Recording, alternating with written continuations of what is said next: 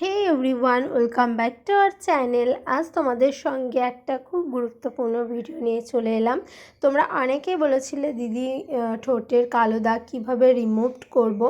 তো তোমরা কিন্তু আমি যেটা বলবো সেটা দিয়ে যদি তোমরা প্রত্যেক দিন করতে পারো তোমাদের অটোমেটিক রিমুভ হয়ে যাবে। তো এটার জন্য কি কি লাগছে তো চলো প্রথমে বলি। ফার্স্টে চিনি লাগবে এবং লাগবে যে রান্না করা হলুদ গুঁড়ো সেটা লাগবে, আর একটু কাঁচা দুধ লাগবে। তো সবগুলো উপাদান কিন্তু আমাদের বাড়িতে অ্যাভেলেবেল থাকে। তো প্রথমে একটা বাটিতে আমি কাঁচা দুধ নিয়ে নিলাম, এবার দিয়ে দিলাম একটু সামান্য হলুদ গুঁড়ো এবং চিনি। তো তোমাদের যদি পরিমাণটা ঠিক থাকে তোমরা একটু বাড়িয়ে কমিয়ে নেবে চিনিটা। তো আমি দেখো যেমন দুধ নিয়েছি তার মধ্যে আরেকটু চিনি দিয়ে দিচ্ছি যেন স্ক্রাবের মতো হয়।